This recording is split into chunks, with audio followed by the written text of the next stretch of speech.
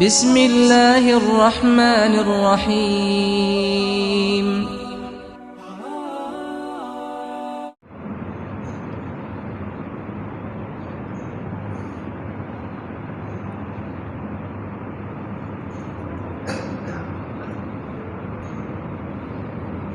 إن الحمد لله نحمده ونستعينه ونستغفره ونعوذ بالله من شرور أنفسنا ومن سيئات أعمالنا ومن يهده الله فلا مضل له ومن يضلله فلا هادي له. أشهد أن لا إله إلا الله وحده لا شريك له وأشهد أن محمدا عبده ورسوله.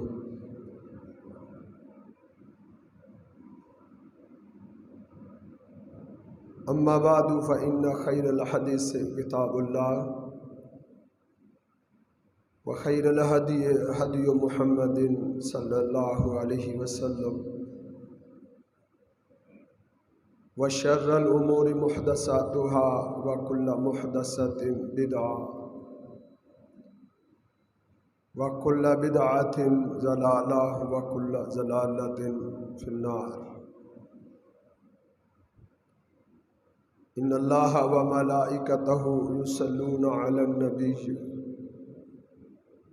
يا أيها الذين آمنوا صلوا عليه وسلموا تسليما. اللهم صل على محمد وعلى آله وأصحابه وسلم. أعوذ بالله السميع العليم من الشيطان الرجيم. بسم الله الرحمن الرحيم.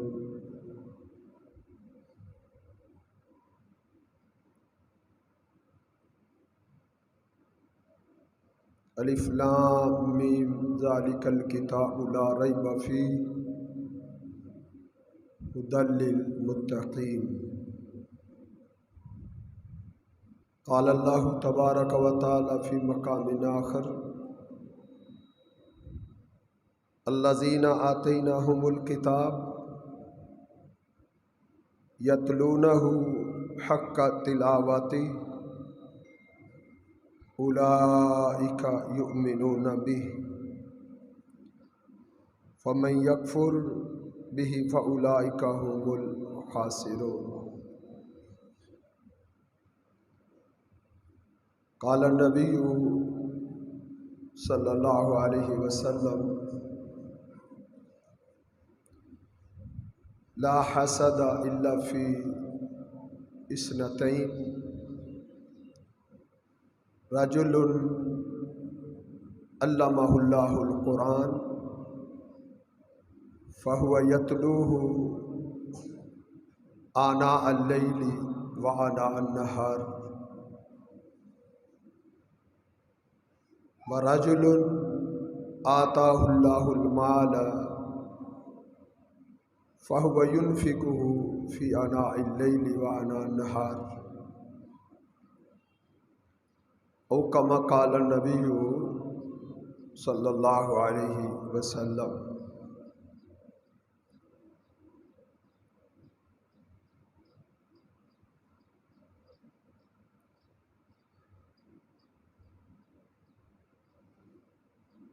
جس دور اور جس زمانے میں بھی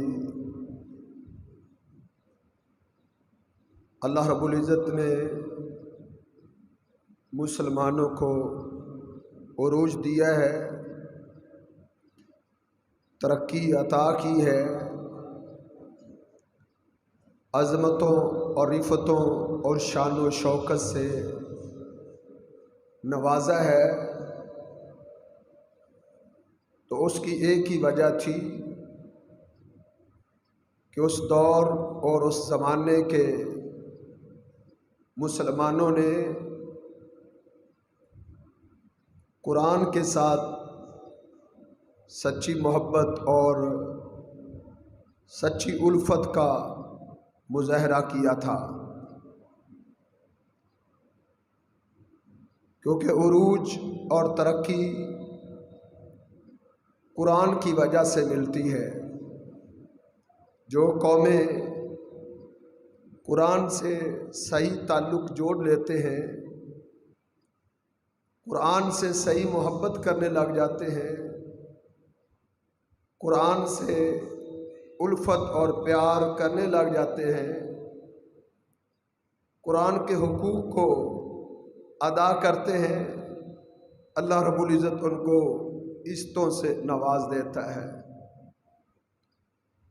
کیونکہ قرآن کوئی عام کتاب نہیں ہے،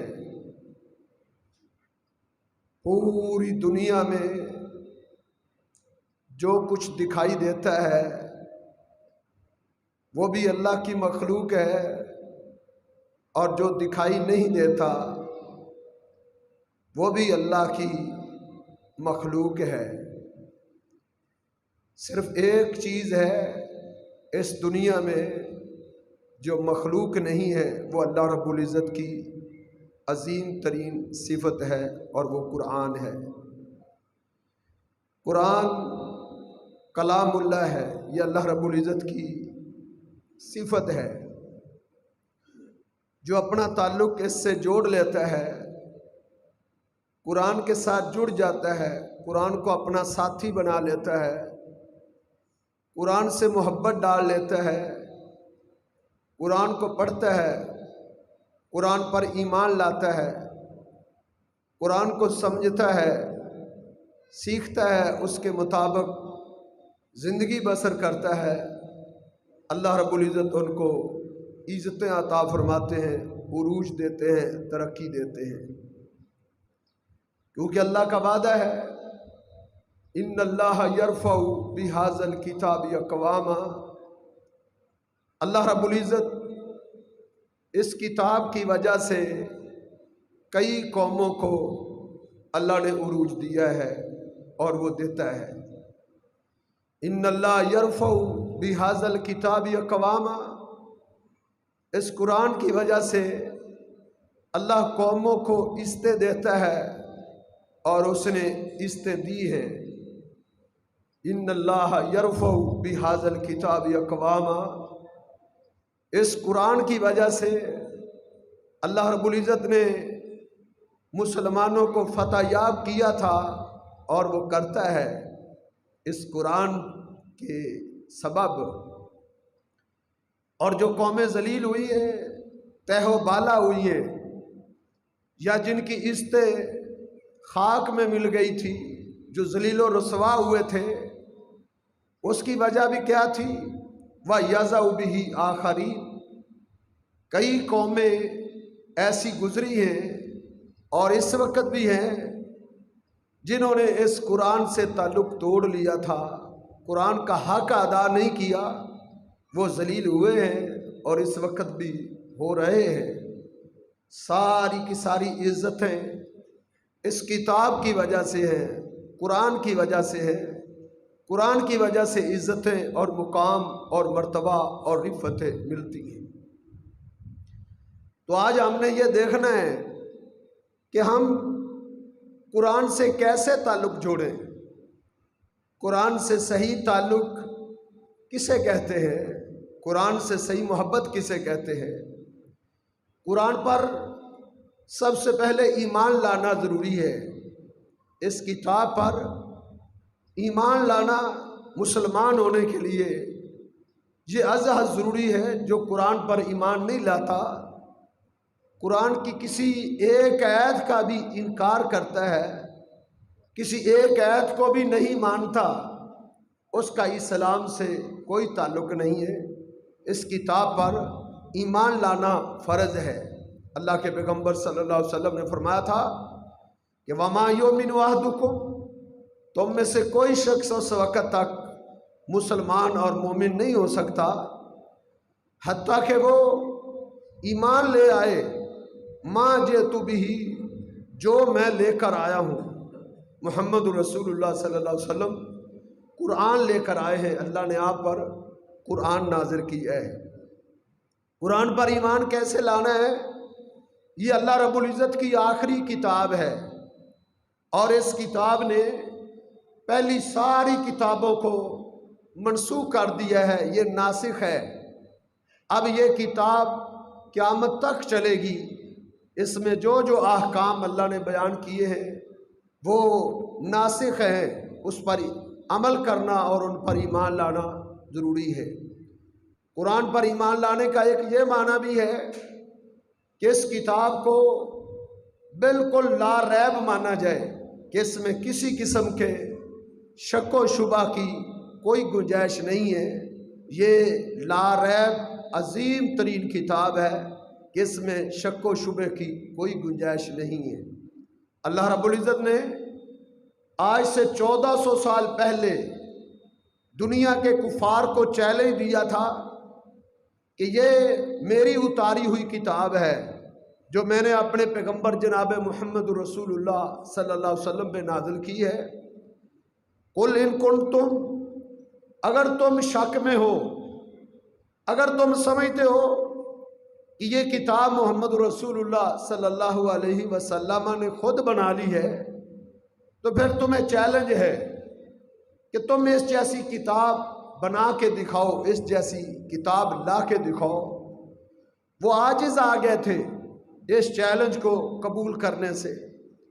پھر اللہ رب العزت نے ان کو کہا فاتو بعشر سور، اس جیسی تم 10 صورتیں لے آؤ۔ پورا قرآن نہیں لا سکتے، 10 صورتیں بنا کے لے آؤ، اور جس چیز کو تم بلانا چاہتے ہو اپنی مدد کے لیے تم اس کو بھی بلا لو، اور 10 آیتیں بنا کر دکھا دو۔ اگر تو سمجھتے ہو کہ یہ انسان کا کلام ہے، تم بھی تو انسان ہو نا، تمہارے اندر بڑے بڑے شاعر موجود ہیں، بڑے بڑے فصیح اہل زبان موجود ہیں، تم کیوں نہیں اس جیسی کتاب بنا سکتے، یا اس جیسی 10 آیات ہی لے آؤ؟ تو وہ 10 آیات بھی پیش کرنے سے عاجز آ گئے تھے۔ تو پھر اللہ رب العزت نے انہیں چیلنج دیا فاتو بسورۃ من مثلہ، تم اس جیسی ایک آیت لے آؤ، ایک چھوٹی سی آیت قرآن کی مدھامتان، اس جیسی کوئی ایک آیت لے آؤ جو قرآن کی مثل ہو۔ وہ ایک آیت لانے سے بھی عاجز آ گئے تھے، اور صرف اس وقت کے نہیں، آج جدید دور ہے، سائنس کا دور ہے، قوم بڑی ترقی پہ جا رہی ہے، ایک آیت آج تک دنیا کا کوئی کافر بنانے کی جرت نہیں کر سکا۔ جس نے کہا ہو کہ میں نے تمہارا چیلنج قبول کیا، میں یہ آیت بنا کے پیش کر رہا ہوں، آج تک کوئی پیش نہیں کر سکا۔ یہ اس کتاب کی حقانیت اور صداقت پہ منہ بولتا ثبوت ہے کہ دنیا عاجز آ گئی۔ تو اس کتاب پر ایسے ایمان لانا ہے، اور ایمان لانے والوں کی، جو اس کتاب پر ایمان لاتے ہیں، ان کی اللہ رب العزت نے کچھ صفات بیان کی ہیں۔ جو قرآن پر ایمان رکھتے ہیں ان کی کیا صفات ہیں؟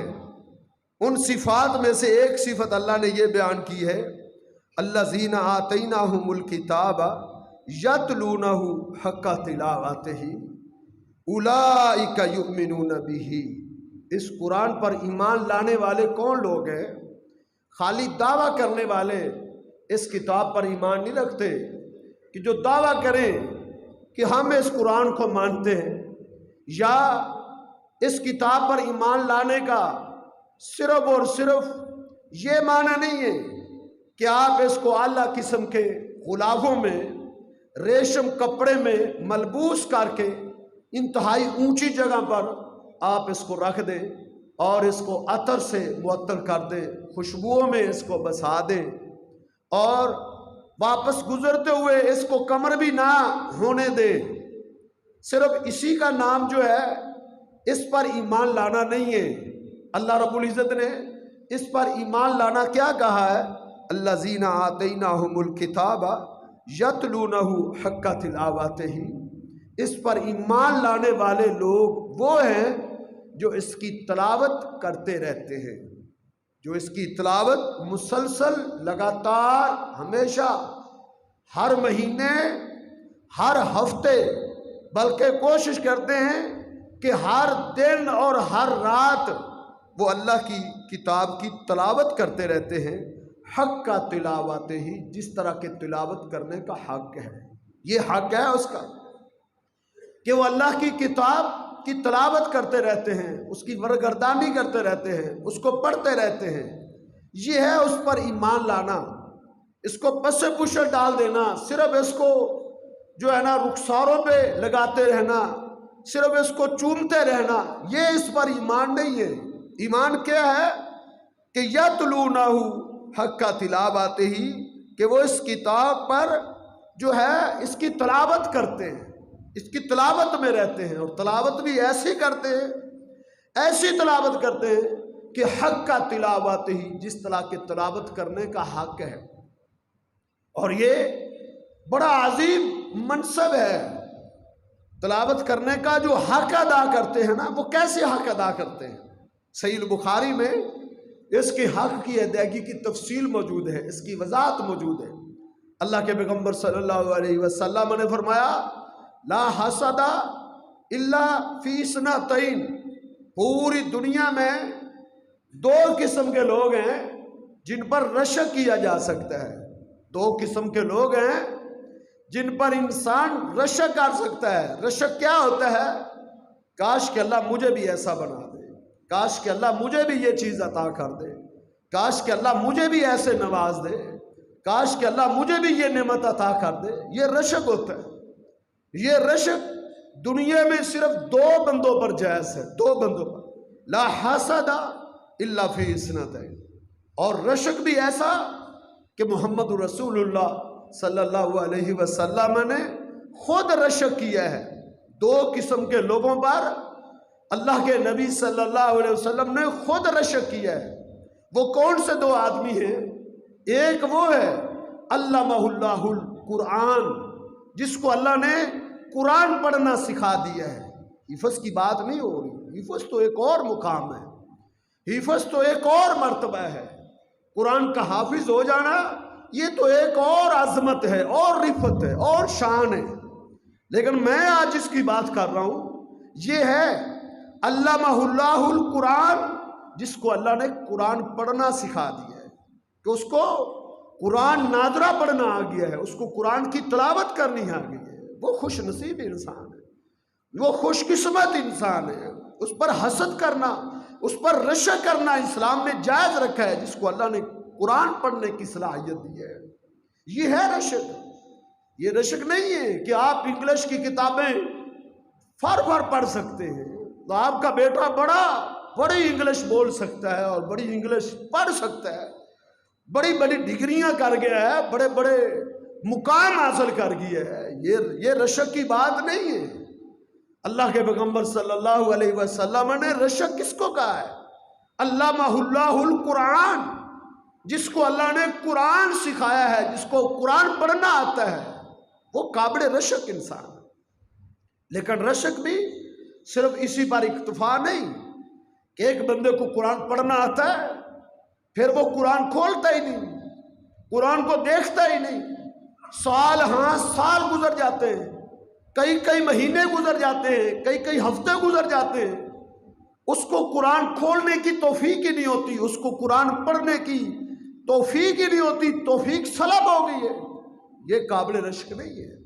جس کو قرآن پڑھنا آتا ہو، پھر آگے اس کا وصف ہے، وصف کیا بیان کیا ہے، قابل رشک ہونے کی وجہ کیا بیان ہوئی ہے کہ یتلوہ آناء اللیل و آناء النہار، وہ شخص رات کی گھڑیوں میں بھی قرآن کی تلاوت کرتا ہے اور دن کی گھڑیوں میں بھی قرآن کی تلاوت کرتا ہے۔ اس کی زندگی میں کوئی دن خالی نہیں جاتا جس میں وہ اس قرآن کی تلاوت نہ کرتا ہو۔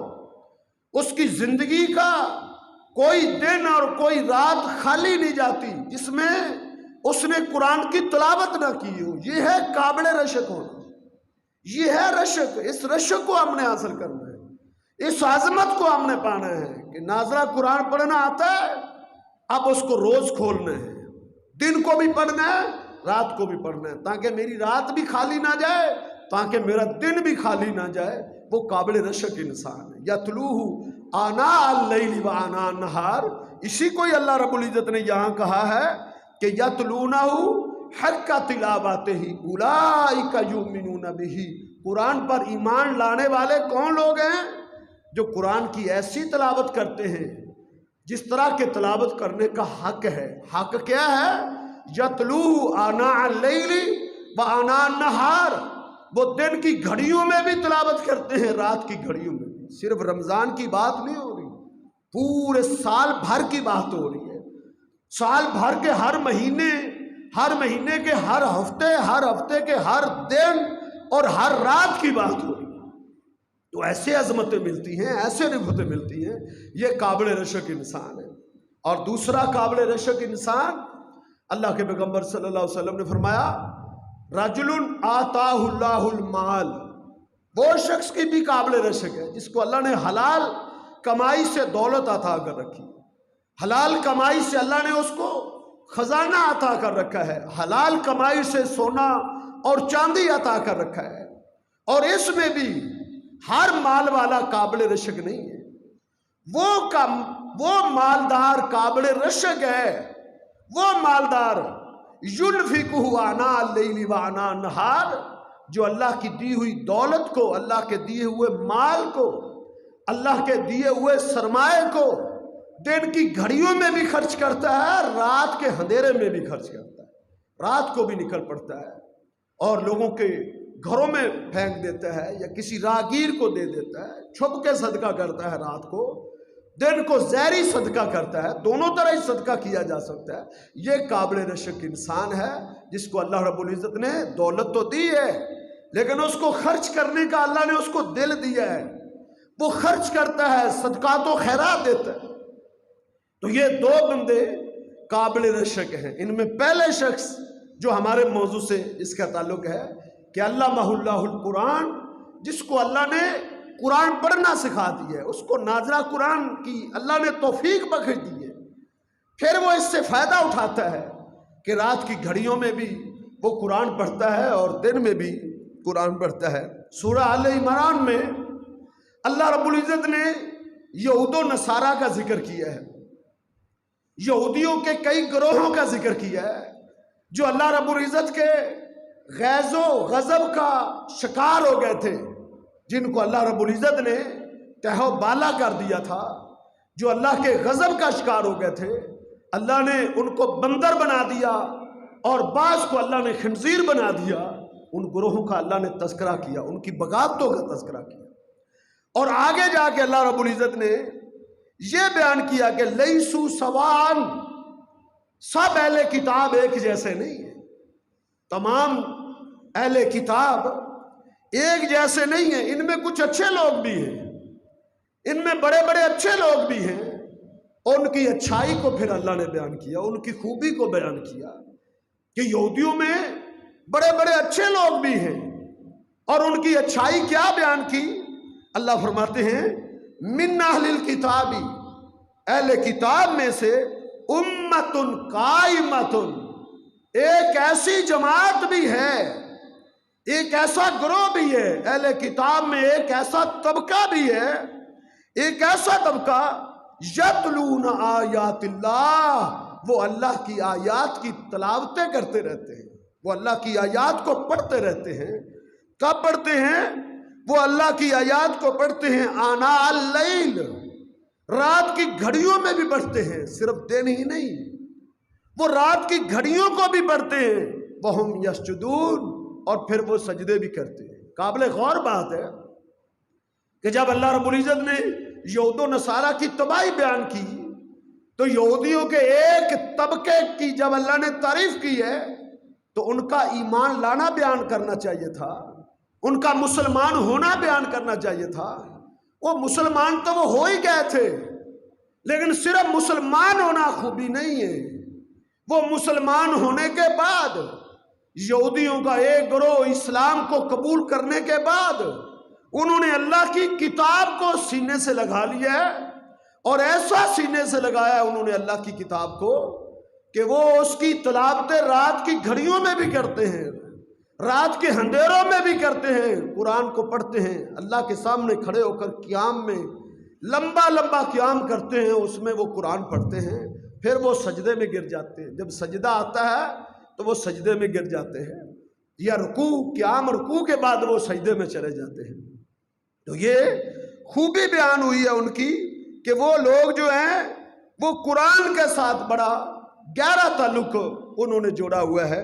اسی طرح سورۃ الفاتر میں اللہ رب العزت نے بیان کیا ہے کہ ان الذین یتلون کتاب اللہ، جو اللہ کی کتاب کی تلاوتیں کرتے رہتے ہیں۔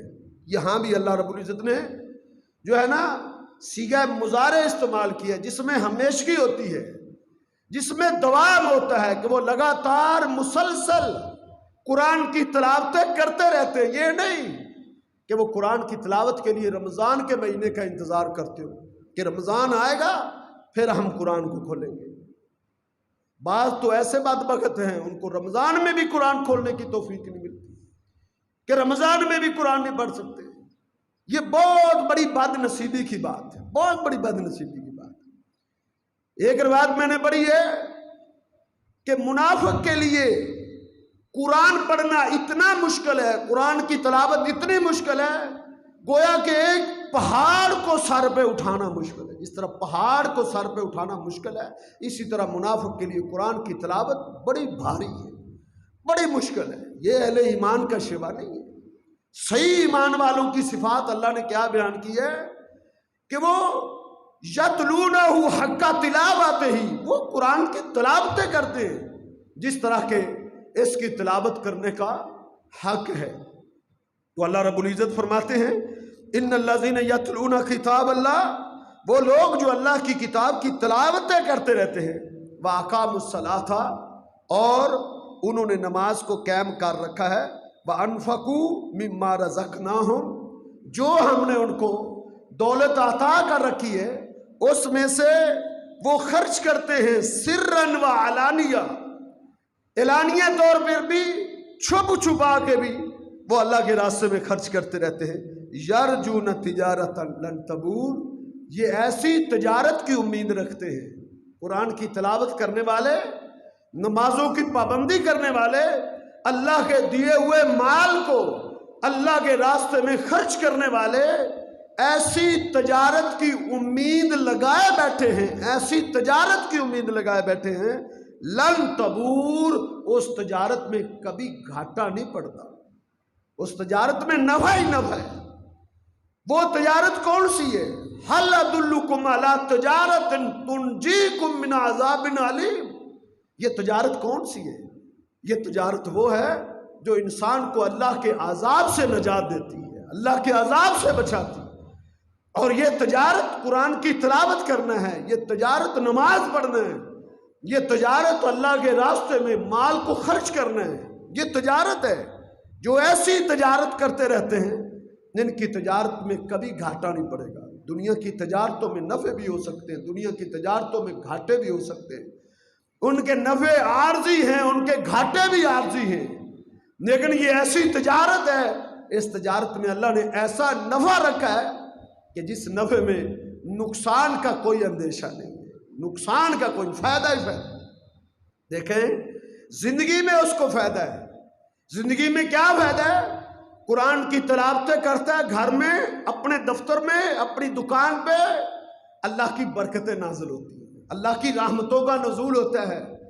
اس جگہ پر جہاں قرآن پڑھا جاتا ہے، اس گھر میں جہاں برکتوں کا نزول ہوتا ہے۔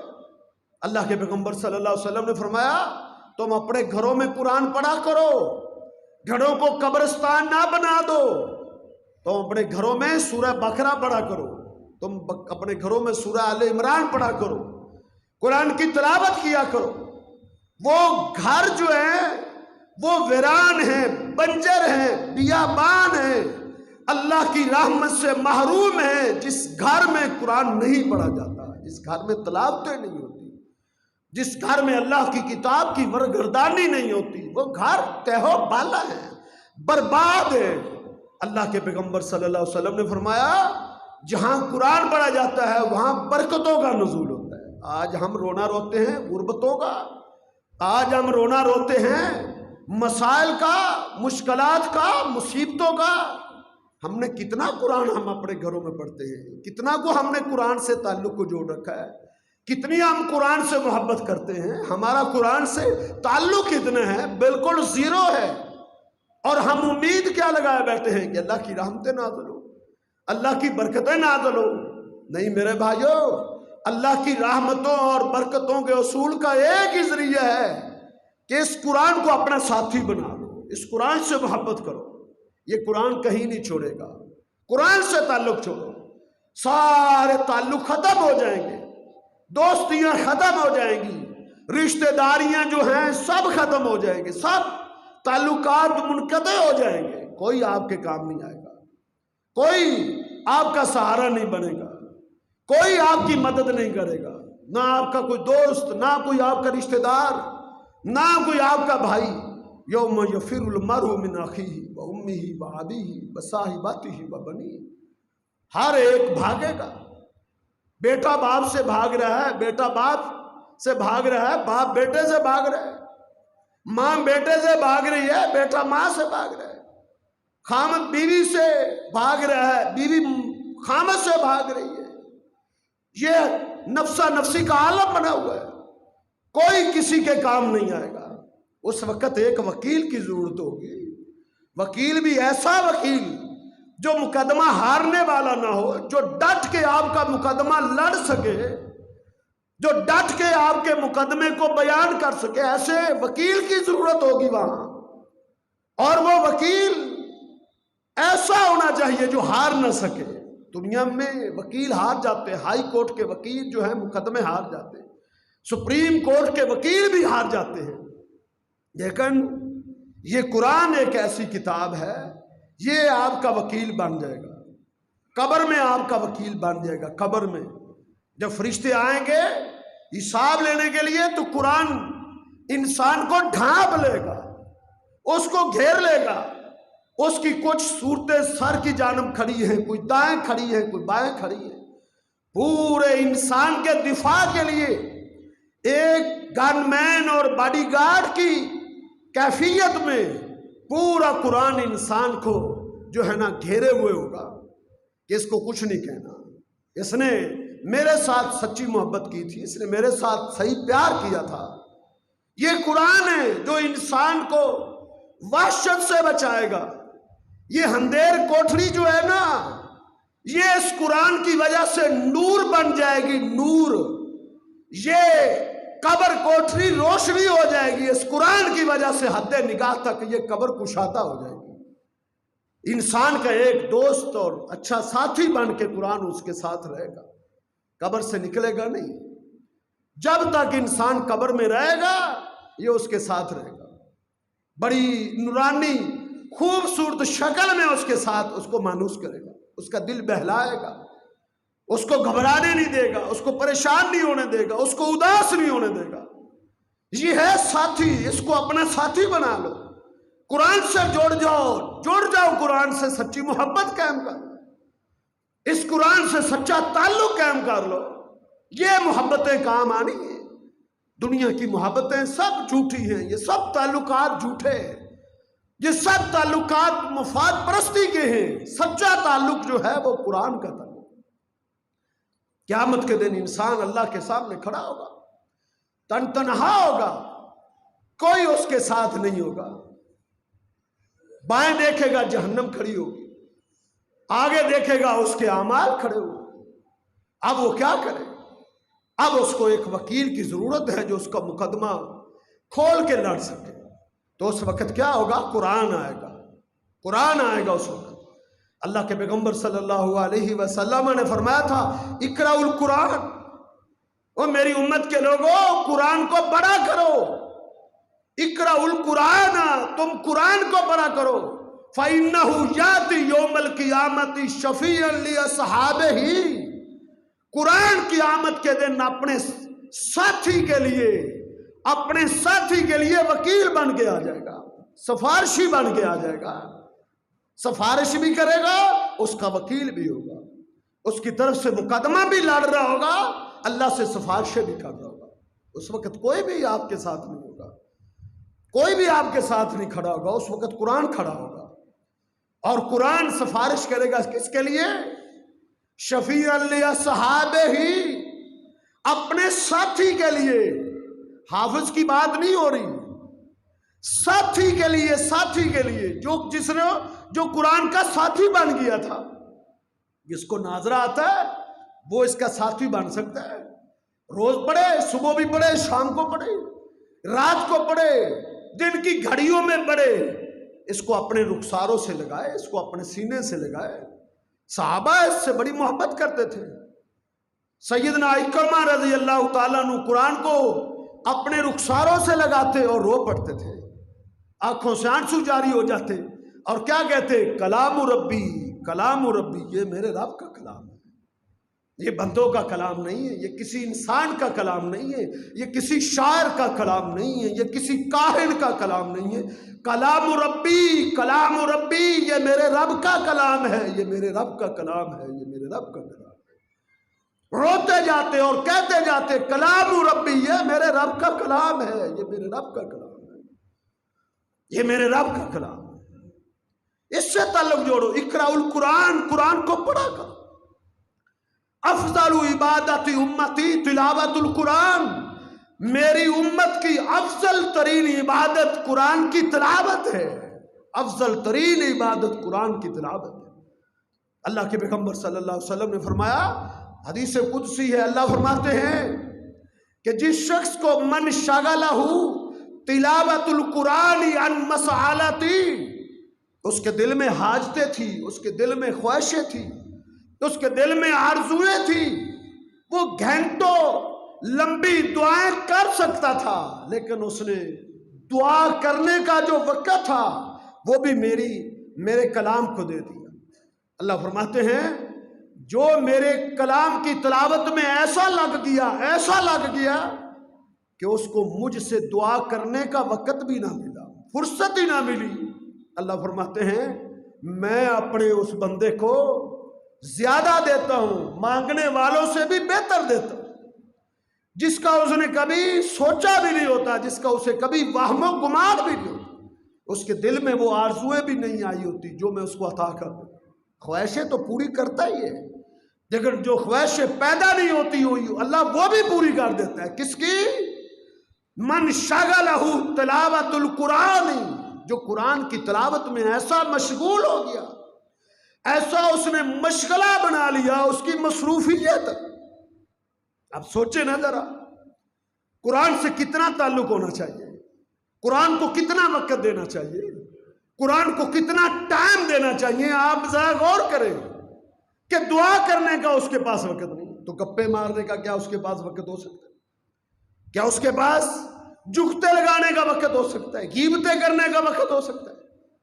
کیا سیاسی گفتگو میں رمضان جیسا عظیم مہینہ برباد کرنے کا وقت ہو سکتا ہے؟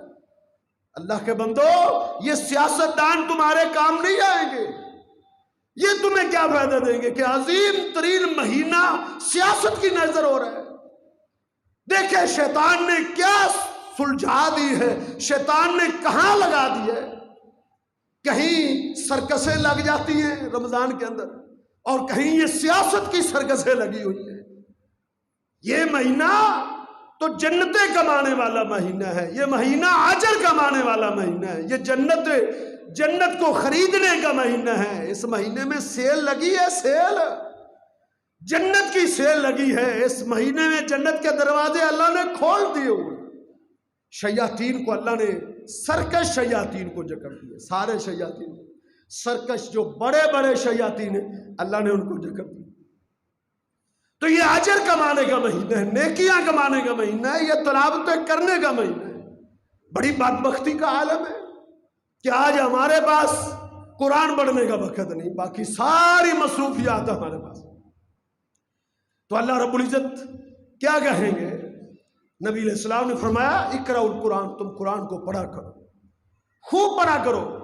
فَإِنَّهُ يَأْتِي يَوْمَ الْقِيَامَةِ شَفِيعًا لِأَصْحَابِهِ، قرآن اپنے ساتھی کے لیے سفارشی بن کے آئے گا۔ جس نے اس کو ساتھی بنایا، جس نے اس کو دوست بنایا ہے، اس کا ہی سفارشی بن کے آئے گا نا۔ جو صرف رمضان میں کھولتا ہے یہ رمضان میں بھی نہیں کھولتا، اس کا یہ ساتھی کیسے ہے؟ ساتھی اللہ نے کس کو کہا ہے؟ قرآن میں اللہ رب العزت نے بیوی کو ساتھی کہا ہے، یوم یفر المرء من اخیہ و امہ و صاحباتہ، صاحباتی، آدمی اپنی بیوی سے بھاگے گا، بیوی کو ساتھی کہا ہے، وہ انسان کے ساتھ ہر وقت رہتی ہے، ہر خوشی میں، ہر غمی میں، ہر حالت میں وہ اس کے ساتھ رہتی ہے۔ تو قرآن کو ساتھی بناؤ۔ قرآن میں اللہ نے کیا کہا ہے اپنے پیغمبر کو کہ یقول لصاحبہ، نبی علیہ السلام غار کے اندر جب کفار پہنچ گئے تھے، ابو بکر گھبرا گئے تھے، تو اللہ کے پیغمبر نے کیا کہا تھا کہ لا تحزن، غم نہ کر، اللہ ہمارے ساتھ ہے۔ تو قرآن نے کیا کہا، اذ یقول لصاحبہ، جب پیغمبر اپنے ساتھی سے کہہ رہا تھا، اپنے ساتھی سے، ابو بکر صدیق آپ کے ساتھی تھے، سفر کے ساتھی تھے، حضر کے ساتھی تھے، وہ آپ کے وقت ہر صبر میں ساتھ رہتے تھے۔ یہ ساتھی ہونے جو قرآن کو اپنا ساتھی بنا لیتا ہے نا، ایسی محبت ڈال لیتا ہے، تو پھر قرآن اس کے ساتھ کھڑا ہوگا، ہر جگہ کھڑا ہوگا۔ قبر میں ساتھ کھڑا ہے، اللہ کے سامنے کھڑا ہے، تو قرآن آ گیا شفیع لصحابہ، یہ اب سفارش کر، کیا کہے گا؟ کہے گا اللہ منعتہ النوم باللیل، اللہ میں نے اس کو رات کو نہیں سونے دیا۔ روزہ آئے گا، روزہ بھی سفارش کرے گا۔ الصیام والقرآن یشفعان للعبد یوم القیامہ، قیامت کے دن روزہ بھی سفارش کرے گا، قرآن بھی سفارش کرے گا۔ یہ دو عظیم سفارشیں۔ قرآن پہلے روزہ بولے گا، روزہ کیا کہے گا؟ منعتہ الطعام والشراب فی النہار، اللہ میں نے اس کو دن کو کھانے پینے نہیں دیا، تو میری سفارش کو قبول کر۔ اس کی آواز خاموش ہوگی تو قرآن بولے گا، منع بالکل القرآن منعتہ النوم باللیل، اللہ میں نے اس کو رات کو سونے نہیں دیا۔ یہ مصلی پہ کھڑا ہو کے مجھے سنتا تھا، یہ سنتا رہا ہے، مجھے پڑھتا رہا ہے۔ اللہ فرمائیں گے کیا چاہتے ہو؟ وہ کہیں گے ہم اس کو جنت میں لے کر جانا چاہتے ہیں۔ اللہ کی طرف سے اعلان ہوگا فیشفعان، جاؤ تم اس کو جنت میں لے جاؤ، میں اس پر راضی ہوں، تم نے اس کی سفارش کر دی ہے، اب میں اس پر راضی ہوں۔ کتنی عظیم سفارش! ساتھی بناؤ گے تو یہ سفارش کرے گا۔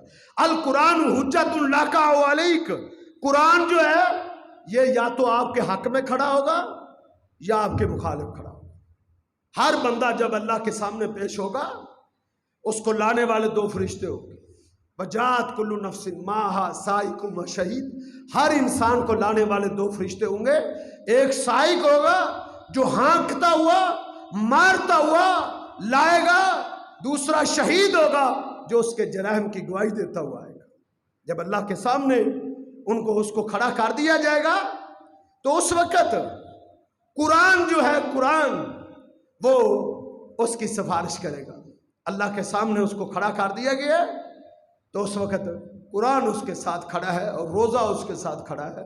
فیشفعان، ان دونوں کی سفارش کو اللہ رد نہیں کرتے۔ قرآن حجت لک و علیک، قرآن یا آپ کے حق میں ہوگا یا آپ کے مخالف ہوگا۔ ادھر اس نے کھڑا ضرور ہونا ہے، یا تمہارے حق میں ہوگا، اگر تم نے اس سے محبت کی ہے، اس سے تعلق جوڑ کے رکھا ہے، تو پھر تو یہ حق میں گواہی دے گا اور اس کی گواہی رد نہیں ہوگی، یا یہ مخالف ہو جائے گا، اور جس کے مخالف ہو گیا اس کو دنیا کا کوئی شخص نہیں بچا سکے گا، قرآن جس کا مخالف ہو۔ یاد رکھیں، اللہ کے پیغمبر صلی اللہ علیہ وسلم فرماتے ہیں میں اپنے امتیوں کو جو گناہوں کی وجہ سے جہنم میں چلے جائیں گے، میں بار بار سجدے میں گر گر کے ان کو جہنم سے نکالوں گا، بار بار جہنم سے نکالوں گا۔ آپ کے ساتھی پوچھیں گے آقا کہ اب بھی کوئی جہنم میں آپ کا امتی رہ گیا ہے؟ صحیح بخاری میں آقا فرمائیں گے ہاں، میرے کچھ امتی ہیں جو بدبخت ابھی بھی جہنم ہے۔ تو وہ ساتھی کہیں گے آقا آپ ان کو بھی لینے جائیں، تو آپ کیا فرمائیں گے؟ میں اب ان کو نہیں لا سکتا۔ کیوں؟ اب وہ رہ گئے من حبسہ القرآن، جن کو قرآن نے روک لیا۔ قرآن جن کا مخالف ہو گیا ہے، قرآن نے جس کے خلاف گواہی دے دی ہے اب وہ میں ان کو نہیں لا سکتا. یہ قرآن کی گواہی ہے. القرآن حجت لک و علیک. قرآن سے صحیح تعلق جوڑو. صحیح یہ قرآن آپ کے ساتھ وہاں سے نجات دلائے گا، پھر بھی ساتھ نہیں چھوڑے گا. یہ نہیں کہ جا یہ جنت کا دروازہ ہے، یہ دروازہ تیرے لیے کھل گیا، جا تو داخل ہو جا، میرا سلام. نہیں، قرآن ساتھ نہیں چھوڑے گا، بلکہ قرآن کہے گا چل میں تجھے جنت میں بھی لے کر چلتا ہوں، اور میں جنت کے درجوں میں لے کے تجھے چلتا ہوں. جنت کے درجات میں اس کو کہا جائے گا وقرا، آپ پڑھیں، ورتل کما کنت ترتل فی الدنیا، اسی طرح پڑھیں جس طرح دنیا میں ٹھہر ٹھہر کے خوبصورت آواز کے ساتھ تو پڑھا کرتا تھا، اسی طرح آج پڑھتا جا اور جنت کے محلات اور جنت کے درجے تو چڑھتا چلا جا. ورتل کما کنت ترتل فی الدنیا، درجات چڑھتا چلا جا. اور آخری ایت جو تو پڑھے گا نا، آخری وہ تیرا مقام ہوگا، وہ تیرا رتبہ ہوگا، وہ تیرا درجہ ہوگا. اس چڑھنے کے لیے وہاں لفٹ ہوگی، لفٹ، اور وہ کتنی تیز ہوگی، دنیا کی کوئی لفٹ اس کی تیزی کا مقابلہ نہیں کر سکتی. دنیا کی کوئی لفٹ. دنیا میں ایسی ایسی لفٹیں ہیں کہ وہ 4-4 5-5 سیکنڈ میں 50-50 منزلوں کو عبور کر جاتی. 50-50 منزلوں کو 4-5 سیکنڈ کے اندر ایسی ایسی لفٹیں ایجاد ہو چکی. ادھر لفٹیں کیسی ہوگی؟ اسے کہا جائے گا جس طرح ٹھہر ٹھہر کے تو پڑھتا تھا اسی طرح پڑھتا چلا جا اور جنت کے درجات چڑھتا چلا جا.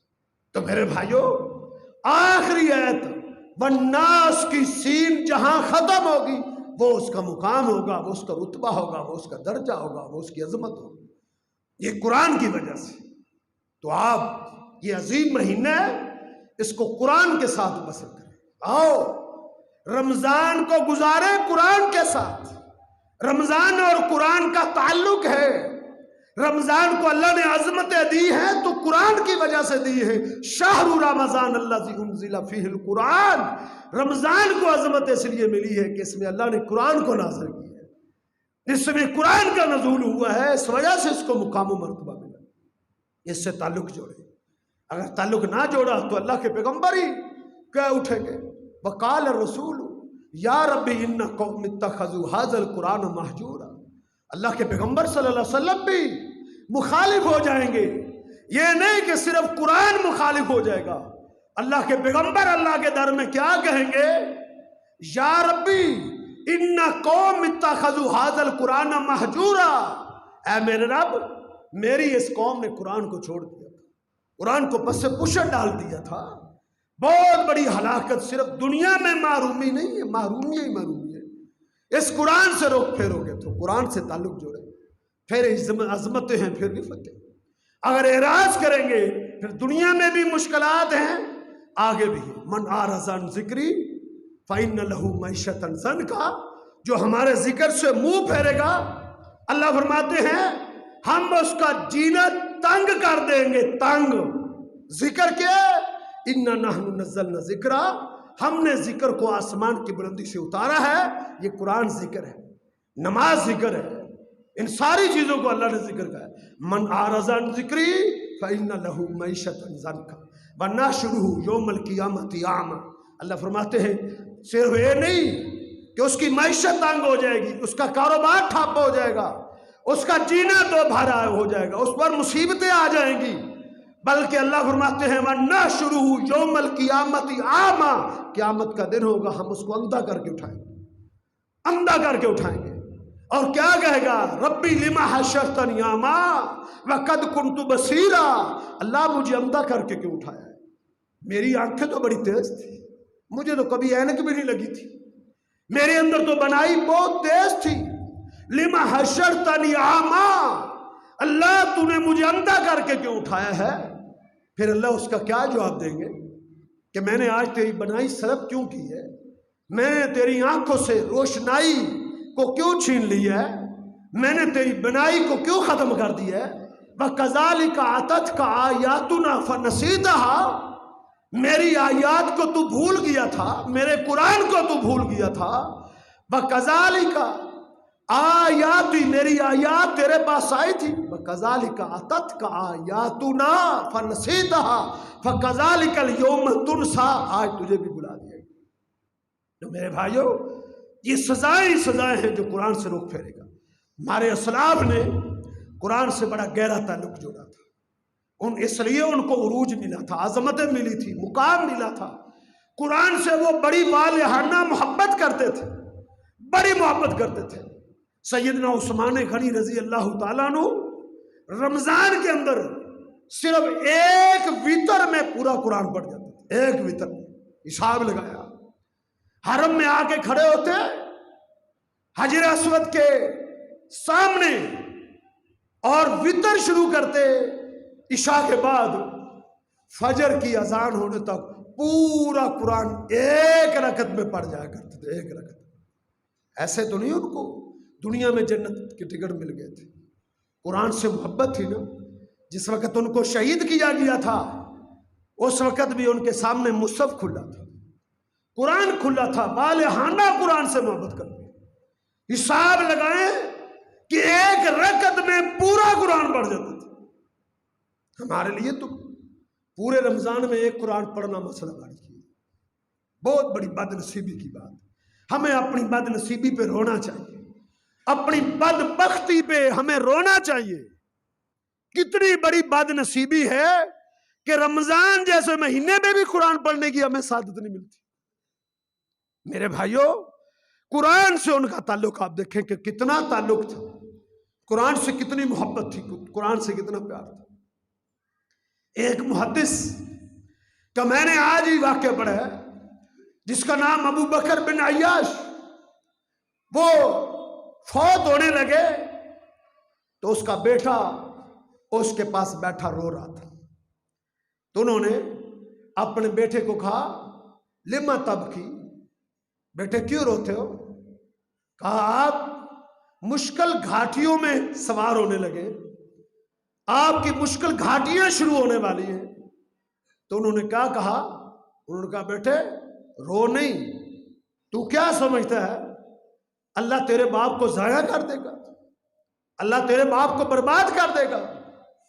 تیرے باپ نے 40 سال کا عرصہ ہو گیا ہے، 40 سال سے تیرے باپ نے ہر رات ایک قرآن مکمل کر دیا. 40 سال کا عرصہ. اور کہا مجھے یقین ہے کہ میرا رب مجھے ضائع نہیں کرے گا. کیوں؟ انہیں پتا تھا کہ ہمارے ساتھ قرآن ہوگا، قبر میں ہمارے ساتھ قرآن ہوگا، قیامت کے دن میرے ساتھ قرآن کھڑا ہوگا. قرآن کی وکالت پر اس کو یقین تھا، وکالت پر اتنا بھروسہ اور اعتماد کسی صحابی اور کسی تابعی یا تبع تابعی نے کسی اور عمل پر نہیں کیا. بڑی بڑی نیکیوں پر بھی وہ غم کرتے تھے، بھی پتہ نہیں ہمارا کیا بنے گا. لیکن جنہوں نے کثرت سے قرآن پڑھا ہے نا، وہ یہی کہتے گئے کہ ہمیں کوئی غم نہیں، ہمیں کوئی صدمہ نہیں ہے. آپ اندازہ کریں کہ جس نے 40 سال، ایک دن بھی 40 سال میں ایسا نہیں آیا جس نے اس میں روز ایک قرآن ختم نہ کیا. روز کیلکولیٹر کرو نا ذرا کہ 40 سال میں اس نے کتنے قرآن پڑھے. ایک مہینے میں 30 قرآن بنتے ہیں. اب 30 قرآنوں کو آپ 40 سے ضرب دیں، پہلے آپ اس کو 12 سے ضرب دیں. ایک سال میں اس کے کتنے قرآن بنتے ہیں؟ 360 قرآن. 360 قرآن اس نے ایک سال میں پڑھے تھے. 360 قرآن ایک سال میں. اب 360 کو آپ 40 سے ضرب دیں تو کتنے قرآن بنتے ہیں؟ 14,000 سے زیادہ. 14,600 قرآن اس نے پڑھے تھے 40 سال کے عرصے میں. اور اپنے بیٹے سے کیا کہہ رہا ہے؟ کیوں کام کر رہے ہو؟ میں جا رہا ہوں، بڑی بصیرت کے ساتھ جا رہا ہوں. قرآن میرے ساتھ ہے، قبر میں قرآن میرے ساتھ ہوگا، قیامت کے دن قرآن میرے ساتھ ہوگا. مجھے کس چیز کا کام ہے؟ مجھے کوئی صدمہ نہیں ہے، مجھے کوئی افسوس نہیں ہے، میں نے اپنی زندگی ضائع تھوڑی کی ہے، میں نے اپنی زندگی چوکوں میں، چراہوں میں، گلیوں میں برباد نہیں کی۔ غور کریں نا، ہماری زندگی چوکوں چراہوں میں برباد ہوگی، مجلسوں میں غیبتیں کرتے ہوئے، سیاستوں میں ہماری راتیں برباد ہوگی، ہمارے دن برباد ہو گئے۔ اسی لیے تو موت سے ڈرتے ہیں نا، وہ موت کی جگہوں پہ تلاش کیا کرتے تھے، موت کو ڈھونڈا کرتے تھے، موت آئے، موت آتی نہیں تھی، ان کے پیچھے عمل موجود تھا، قرآن کی پاور موجود تھی، قرآن کا ساتھ موجود تھا، اس وجہ سے وہ سینہ تان کے جایا کرتے تھے۔ جا رہے، یہ محبت تھی اس کی، یہ قرآن سے اس کا تعلق تھا۔ ایک اور محدث عبداللہ بن ادریس، وہ فوت ہونے لگے تو ان کی بیٹی رو رہی تھی، تو کیا کہتے ہیں، بیٹی رو نہیں، مت رو، تو کیوں روتی ہے؟ تیرے باپ نے کچھ زندگی ضائع تو نہیں نہ کی، تیرے باپ نے اپنی زندگی کو برباد نہیں کیا، اے میری لخت جگر، تو رونا نہ میرے جانے کے بعد، غم نہ کرنا، تیرے باپ نے اس گھر کے اندر 40,000 مرتبہ اللہ کی کتاب کو مکمل کیا، 40,000 مرتبہ، اس نے تو پوری زندگی لگا دی نا، اس نے 40 سال پڑھا تھا تو 14,000 بنا تھا، اس نے تو پوری زندگی لگا دی۔ اور کئی ایسے میں نے پڑھے، وہ دن بھی پورے صبح سے شام تک کے قرآن پڑھتے تھے، اور شام سے فجر تک کے قرآن پڑھتے تھے، روز 2 قرآن پڑھتے تھے۔ آج اس نعمت سے ہم معروم ہو گئے، ہمیں اپنی بد نصیبی پہ رونا چاہیے، ہمیں افسوس کرنا چاہیے، ماتم کرنا چاہیے، اللہ تو نے ہم سے توفیق طلب کر لی ہے قرآن پڑھنے کی۔ یہ وہ لوگ تھے جن کا قرآن سے تعلق تھا، قرآن سے محبت تھی ان کی، اس طرح کی محبت کیا ہے۔ ایک محدث کی سیرت میں نے پڑھی ہے کہ جن کا نام جو ہے وہ عبداللہ خراسانی ہے، اس نے رات کے 3 حصے کیے ہوئے تھے، اپنی زندگی کی جو راتیں تھی اس کی اس نے ایک ونڈ بنائی تھی، ونڈ اپنی راتوں کی اس نے تقسیم کیا ہوا تھا، رات کو کہ رات کیسے بسر کرنا۔ غور کریں ذرا، ہماری راتیں بھی کیسی تقسیم ہے۔ بہت بڑا محدث تھا، اس نے رات کو 3 حصوں میں تقسیم کیا ہوا تھا، رات کا ایک حصہ حدیثیں لکھنے میں بسر کرتے، محدث تھے، حدیثیں لکھتے رہتے، اور رات کا جو دوسرا حصہ تھا اس میں اللہ کا قرآن پڑھتے، پوری 1/3 رات قرآن پڑھتے، اور ایک حصہ سوتے تھے، 3 حصے بناتے، ایک حصہ سوتے تھے، پھر اس کے بعد دوسرا حصہ اٹھ کے حدیثیں لکھتے، آخری جو حصہ ہوتا تھا رات کا وہ قرآن پڑھتے، قیام میں کھڑے ہو کے قرآن پڑھتے، پھر سجدے کرتے، پھر رکوع کرتے، ایسے انہوں نے اپنی زندگیاں بسر کی۔ اور ایک محدث کے بارے میں نے پڑھا کہ اس نے کہا میں نے اپنی زندگی کا محاسبہ کیا ہے، تو میں نے جب اپنی زندگی کا حساب لگایا، محاسبہ کیا، تو مجھے اپنی زندگی میں سے 36 گناہ ملے۔ کہتے ہیں میں نے اپنی زندگی میں صرف 36 گناہ کیے تھے، 36۔ کہنے میں نے ان گناہوں کا مداوع کیا کیا ہے؟ کہتے ہیں 36 گناہوں میں سے ہر ایک گناہ کو میں نے ایسے معاف کروایا کہ ہر گناہ پر میں نے 1,00,000 مرتبہ استغفار کی، ہر گناہ پر 1,00,000 مرتبہ استغفار کیا کہ 1,00,000 مرتبہ استغفار کروں گا میرا گناہ معاف ہو جائے۔ پھر میں سوچتا شاید نہ معاف ہوا، پھر میں نے اپنے اس ایک گناہ پر ہزاروں کے حساب سے قرآن پڑھا ہے، ایک گناہ پر، ایک گناہ پر، پھر میں نے صدقات و خیرات دیے۔ اس طریقے سے وہ کہتے ہیں میں نے اپنے 36 گناہوں کا، 3600 نہیں، 36,000 نہیں 36 گناہ تھے. انہوں نے کیسے اپنے گناہوں کو قرآن کی تلاوت اور استغفار کے ساتھ انہوں نے مداوع کی. تو ہم بھی اللہ کی اس کتاب سے سچا تعلق قائم کریں. یہ رمضان کا مہینہ ہے، یہ قرآن کا مہینہ ہے. اس میں فضول بحثیں چھوڑ دیں، فضول بحثیں چھوڑ کے قرآن کے ساتھ جوڑ دیں. راتوں کو برباد مت کریں. صرف قرآن نے آپ کو فائدہ دینا ہے. اللہ سے دعا ہے اللہ ہمیں قرآن سے سچی محبت کرنے کی توفیق عطا فرمائے. اللہ اس کتاب کو ہماری نجات کا ذریعہ بنائے.